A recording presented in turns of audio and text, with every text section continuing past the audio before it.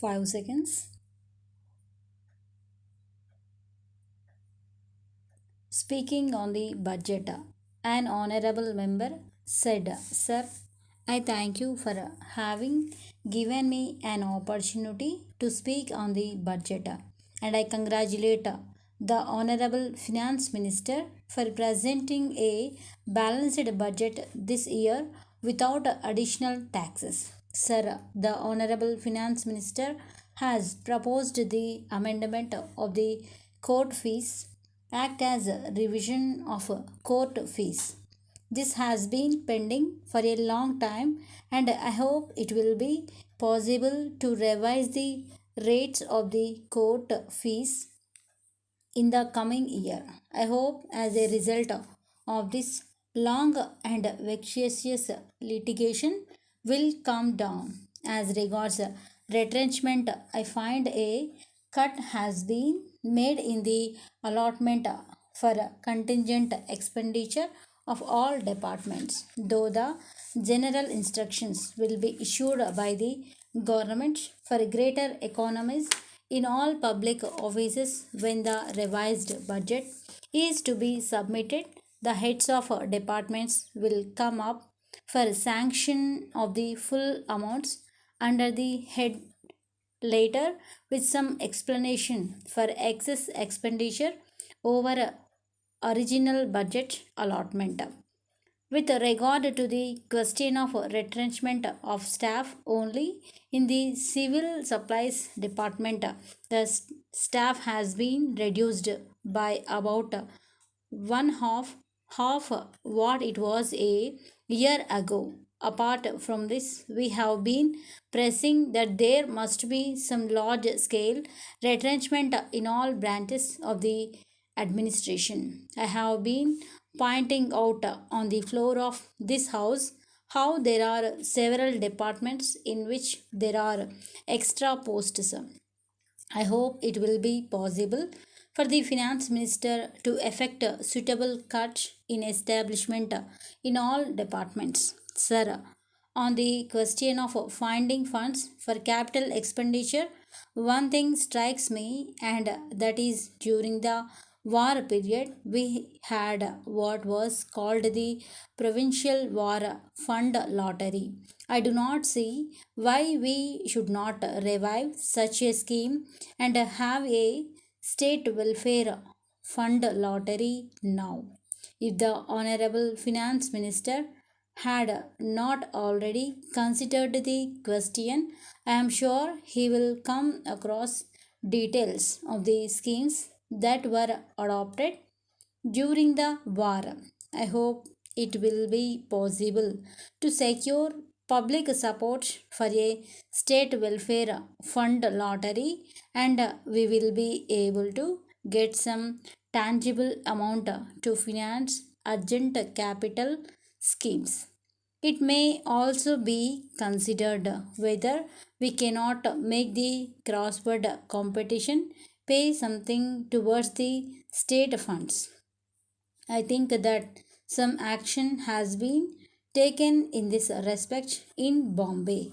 It may be possible to introduce a tax on crossword competition in this state, and perhaps it will also go a long way in checking these competitions which seem to play a havoc in our society. Another matter to which I want to refer is that it would be very desirable if standing advisory committees are appointed to advise the ministers in the general administration of the different state departments. These committees would serve as a sort of liaison between the ministers on the one hand and the legislators and the public on the other. The standing advisory committees would be able to discuss several important questions concerning the policies and programs by government in the several departments. I would urge this matter also should engage the attention of the government. Then there is the Bharat Sevak Samaj recently inaugurated by the Prime Minister of India. I wish this organization is taken full advantage of and quasi government activities like Compost Week, Adult Education Week, etc. may be left to this body to organize and conduct successfully. As regards rural electricity schemes, I am glad that a new scheme has been formulated by which it will be possible for extension of electricity to the villages. The government should issue instructions to the subordinate officers to visit the villages for which electricity extension schemes are to be given and arrange for early execution of the works. Turning to education, I find that there is no provision made in the budget for building grants for secondary schools run by local bodies in several places with the help of local leaders. The educational authorities are addressing the local bodies to provide suitable buildings for the schools, and unless the government help the local bodies with the usual grant, it will not be possible for the local bodies to improve the schools.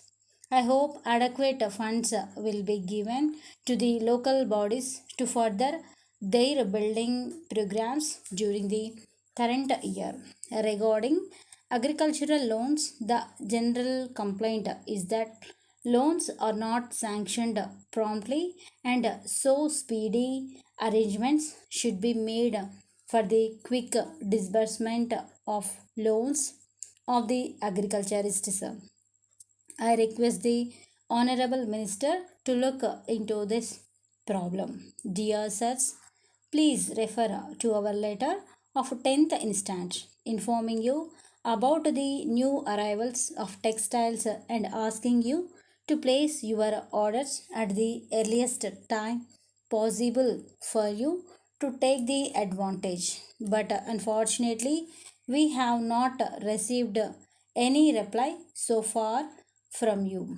As brought out clearly in our last letter, we have reduced the prices of a number of items of textiles. It is possible that you will have doubts about the quality of our goods now offered to you because the prices when compared to those offered by other mills are very low. In this connection, we would like to assure you that the quality of our goods will under all circumstances be as good as ever. The reason as to why we are able to dispose of our stocks at these rates is that a short time ago we have made a purchase of a large quantity of textiles of many varieties on a most favorable terms, since there will be a heavy demand for textiles during this part of the year, and you are one of the large buyers of our goods. We thought we should offer to you these goods at the reduced rates. Accordingly, we sent our letter under reference along with the samples and the price lists.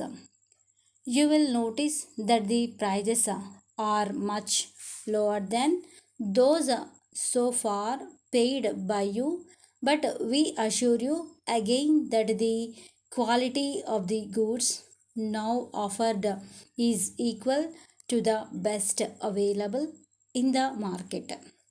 We are quite sure you are now convinced about our statement, and you will be pleased to place your order immediately on receipt of this letter. We wish to inform you that this is the first time we are in a position to sell first class quality goods at these low prices when our stocks are over. It is unlikely that we will repeat our offer. We await your reply, assuring you of our best services always. Yours faithfully.